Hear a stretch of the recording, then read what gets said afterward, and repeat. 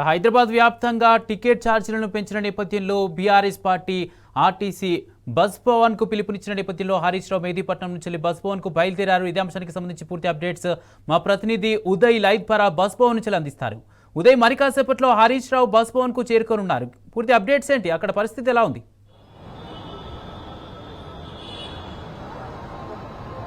కుమార్, ఇక్కడ RTC cross రోడ్లో పరిస్థితి కొంత ఉద్రిక్తంగా కూడా పరిస్థితి నెలకొందని కూడా చెప్పుకోవచ్చు. ఎందుకంటే తెలంగాణ ఉద్యమం తరహాలో కూడా ఇక్కడ పోలీస్ బందోబస్తు, భారీ బందోబస్తును కూడా ఏర్పాటు చేశారు. ఒకవైపు పోలీస్ బందోబస్తుతో పాటు మరో పక్క కూడా మార్షల్స్ను కూడా ఇక్కడ పిలిపించిన పరిస్థితి కనిపిస్తుంది. ఇది ఇక్కడ ఏమన్నా ధర్నా జరుగుతుందా, లేకపోతే ఏదైనా గొడవలు జరుగుతున్నాయా అనే సందేహం కూడా కలిగిస్తుందని చెప్పేసి అటు బీఆర్ఎస్ పార్టీ ఎమ్మెల్యేలు కూడా చెప్తున్న పరిస్థితి కనిపిస్తుంది. ఎందుకంటే శాంతియుతంగా బస్ ఛార్జీలను తగ్గించాలని చెప్పేసి మేము బస్సులో ప్రయాణించి ప్రయాణికులను ఈ బస్సు ఛార్జీల పెంపు విషయంలో వారి ఏమంటారో అని సలహాలు తీసుకొని వస్తున్న నేపథ్యంలో కూడా ఇలా బందోబస్తులు ఏర్పాటు చేయడం ఏంటని చెప్పేసి వారు ప్రశ్నిస్తున్న పరిస్థితి కనిపిస్తుంది. మరోపక్క ఇప్పటికే మెహదీపట్నం నుంచి కూడా మాజీ మంత్రి హరీష్ రావు గారు ఇప్పటికే బయలుదేరారు. బస్సులో కూడా బస్సులో ప్రయాణిస్తూ కూడా అటు ప్రయాణికులను అడిగి తెలుసుకున్నారు. ఇప్పటికే 4 సార్లు ఛార్జీలు పెంచిన నేపథ్యంలో మరోసారి సామాన్య ప్రజలపై భారం మోపడం ఏంటని చెప్పేసి అటు హరీష్ రావు గారు కూడా ప్రభుత్వానికి ధ్వజమెత్తిన పరిస్థితి కనిపిస్తుంది. ఇప్పటికే ఇక్కడ బీఆర్ఎస్ పార్టీ నాయకులు కూడా ఇక్కడికి చేరుకున్న పరిస్థితి కనిపిస్తుంది.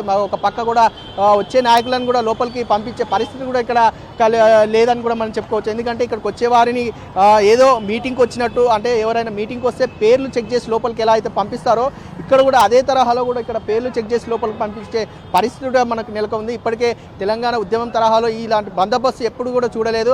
ఆనాటి ఉద్యమ గుర్తులను మళ్ళొకసారి గుర్తు చేయాల్సి వస్తుందని చెప్పేసి అటు బీఆర్ఎస్ పార్టీ నాయకులు చెప్తున్న పరిస్థితి కనిపిస్తుంది. ఎందుకంటే గతంలో ఉద్యమ సమయంలో ఏదైతే ప్రత్యేక తెలంగాణ రాష్ట్రానికి ఏదైతే కొట్లాడామో ఇప్పుడు సామాన్య ప్రజల గురించి కూడా మేము కొట్లాడాల్సిన పరిస్థితి కూడా వస్తుందని చెప్పేసి వారు చెప్తున్న పరిస్థితి కనిపిస్తుంది. మరి కాసేపట్లో కూడా ఎమ్మెల్యేలంతా కూడా ఇక్కడ ఆర్టీసీ క్రాస్ రోడ్కి వచ్చి బస్ భవన్ కూడా చేరుకునే పరిస్థితి కూడా కనిపిస్తుంది. ఇప్పటికే కొంతమంది ఎమ్మెల్యేలను కూడా బస్సులో ప్రయాణిస్తున్న నేపథ్యంలో కూడా ఎక్కడికక్కడ కూడా కొద్దిగా అరెస్ట్ చేసిన పరిస్థితి కూడా మనకు ఉదయం నుంచి కూడా చూస్తూ ఉన్నాం. మరోపక్క కూడా అటు బీఆర్ఎస్ పార్టీ నాయకులను కూడా ఎక్కడికక్కడ రానియకుండా కట్టదిడ్డమైన ఏర్పాట్లు కూడా పోలీసులు చేస్తున్న పరిస్థితి కనిపిస్తుంది.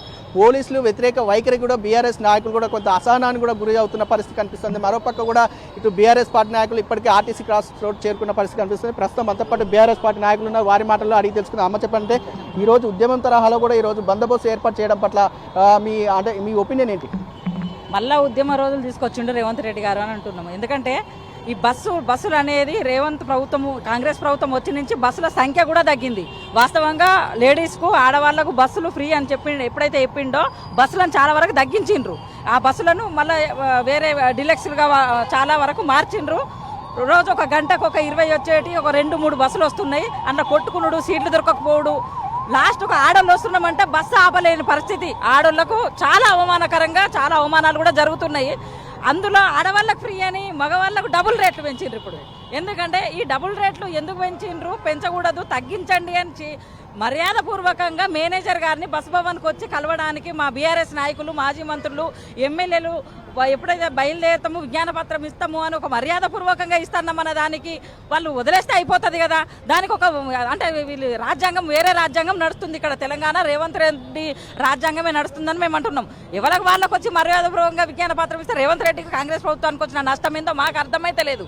ఎందుకంటే ఎక్కడిదక్కడ హౌస్ అరెస్టులు చేసిండ్రు. హౌస్ అరెస్టులు చేసిన తర్వాత కూడా మేము పోము అని అంటే వాళ్ళు ఎందరో కొందరు మళ్ళీ బయటకు వచ్చిన తర్వాత మధ్యలో అడ్డుకొని మళ్ళీ అరెస్టులు చేస్తున్నారు. ఇప్పుడు మేము వచ్చి పక్కకు నిలబడితే కూడా మమ్మల్ని అరెస్ట్ చేయడానికి వస్తే మాకు అర్థమైతే లేదు. ఇది ఏంది, మేము తెలంగాణలో ఉన్నామా లేకపోతే ఇంకెక్కడన్నా ఉన్నామా అనేది మాకు అర్థమైతే లేదు. అన్న చెప్పండి, ఇప్పటికే ఒక పక్క ప్రజాపాలన పేరుతో కూడా ప్రజలను కొద్దిగా ఇబ్బందులకు గురి చేసిన పరిస్థితులు కూడా రాష్ట్రంలో నెలకొన్నాయి. ఇప్పటికే అనేక రంగాల్లో కూడా మూత పెరిగిందని కూడా మనకు తెలుస్తూ ఉంది. ఎందుకంటే సామాన్య ప్రజలు కూడా ఇప్పుడు తిట్టుకుంటున్న పరిస్థితి కనిపిస్తుంది. ఒకప్పుడు ఎన్నికల సమయంలో మాకు ఏం హామీలు ఇచ్చాడు, ఏం చెప్పాడు, ఇప్పుడు చెప్పింది ఏంటి, చేస్తున్నది ఏంటి అని చెప్పేసి ప్రతి బస్తీలలో కావచ్చు, గల్లీలలో కావచ్చు, కాలనీలో ప్రతి ఒక్కరు కూడా ఈ ప్రభుత్వాన్ని ప్రశ్నిస్తున్న పరిస్థితి కనిపిస్తూ ఉంది. ఇది ఇలాగే కొనసాగితే రాబోయే రోజుల్లో కాంగ్రెస్ ప్రభుత్వానికి బుద్ధి చెప్తామని వారు చెప్తున్న నేపథ్యంలో ఆర్టీసీ బస్ ఛార్జీల పెంపుపై ఎలాంటి నిరసనలు తెలియజేస్తున్నారు? సామాన్య ప్రజల పక్షాన మీరు ఎలాంటి పోరాటాలు చేస్తున్నారు? అసలు బస్ ఛార్జీలు అనేది ఇంతకుముందు మన బీఆర్ఎస్ గవర్నమెంట్ ఉన్నప్పుడు ఎప్పుడు పెంచలేదు. ఇప్పుడు ఏంటంటే ఆడవాళ్ళకి ఫ్రీకి ఇస్తాని మోసం చేసి పెంచేసి మగవాళ్ళకి పెంచుతుండు. అవి తగ్గించినట్లు ఏడవుతుంది. అంత మోసపూరితమైన హామీలు 420 హామీలు ఇచ్చిండు. 420 హామీల ఏ ఒక్క హామీ కూడా ఇప్పటివరకు నెరవేర్చలేరు. అంతా హిట్లర్ రాజ్యం నడుస్తుంది. బీఆర్ఎస్ ఉన్నప్పుడు ఆడపిల్ల ఉడితే 12,000 13,000, మగపిల్లాడు ఉడితే అవన్నీ హామీలు కేసీఆర్ అయితే ఏమైనా మేనిఫెస్టోలో ఇచ్చిండో దానికంటే ఇంకా అధికంగా ఇవన్నీ ఇచ్చిండు. కానీ కాంగ్రెస్ ప్రభుత్వం రేవంత్ రెడ్డి పాలన అంటే వాళ్ళ ఇంటి పాలనలాగా కాంగ్రెస్ పాలనలాగా ఇన్ని సంవత్సరాలు ఉట్టింగి మనం ఎందుకు సంపాదించుకోవద్దు అన్న ఉద్దేశంతోనే కాంగ్రెస్ పార్టీ పనిచేస్తుంది తప్ప ప్రజల గురించి ఎప్పుడు పనిచేయబోదు. ఇక ముందు కాంగ్రెస్ పార్టీ అనేది భూస్థాపితం అయిపోయి కాంగ్రెస్ పార్టీని మర్చిపోవాలి. ఇప్పటికే ప్రజలు ఉప ఎన్నికల్లో జూబ్లీస్ ఉప ఎన్నికల్లో మేము ప్రజల వద్దకు పోతే వాళ్ళు మొత్తుకుంటున్నారు. ఆ లేడీస్కు ఫ్రీ పెట్టడం మేము అడిగినామా, మొగలకు ఎక్కువ చేస్తున్నారు, అందులో తక్కువ చేసింది ఏముంది అని కాంగ్రెస్ పాలనపై ప్రజలైతే వ్యతిరేకత బాగా ఉన్నది. ఇక్కడ చూసుకోవచ్చు, ఇక్కడ ఆర్టీసీ క్రాస్ రోడ్ మొత్తం కూడా భారీ బందోబస్తు ఉన్న నేపథ్యంలో కూడా ఇక్కడ వెళ్ళి వచ్చిపోయే వాళ్ళు కూడా విచిత్రంగా చూస్తున్న పరిస్థితి కనిపిస్తుంది. ఎందుకంటే ఇక్కడ ఏం జరుగుతుంది, ఎవరు ప్రొటెస్ట్ చేస్తున్నారు, ఏమైనా గొడవలు జరుగుతున్నాయని చెప్పేసి అటు మెట్రో స్టేషన్ నుంచి కావచ్చు అటు రోడ్లపై కూడా నిలబడి ప్రతి ఒక్కరు కూడా గమనిస్తూ ఉన్నారు. ఎందుకంటే ఇక్కడ ఏదైనా ఇన్సిడెంట్ జరుగుతుందా అని చెప్పేసి వారు ఆసక్తిగా ఎదురు చూస్తున్న పరిస్థితి కూడా మనం చూస్తూ ఉన్నాం. ఎందుకంటే ఇంతమంది పోలీస్ బందోబస్తు ఎందుకున్నారని చెప్పేసి వారు అనుకుంటున్న పరిస్థితి కూడా కనిపిస్తూ ఉంది. మరోపక్క కూడా ప్రతి ఒక్కరు కూడా మొబైల్లో షూట్ చేసుకుంటూ ఇక్కడ ఏదో జరుగుతుందని చెప్పేసి ఒక విచిత్రంగా కూడా చూసుకుంటూ వెళ్ళిపోతున్న పరిస్థితి కనిపిస్తుంది. ఎందుకంటే పోలీసు అధికారులు కూడా ఇక్కడ చూసుకోవచ్చు, ఎప్పుడైతే ఇక్కడ ఎవరెవరు వస్తున్నారో వారి పేర్లు అవన్నీ వెరిఫై చేసుకొని కూడా ఇక్కడ లోపల పంపించిన పరిస్థితి కనిపిస్తుంది. ఎందుకంటే ఇక్కడ ఈ ప్రాంతంలో ఈ రూట్లో కూడా కొంతమంది దుకాణాల్లో పనిచేసే వ్యక్తులు కావచ్చు, ఇక్కడ వెళ్ళాలంటే కూడా అక్కడ కంపల్సరీ ఇక్కడ పేరు చూపించి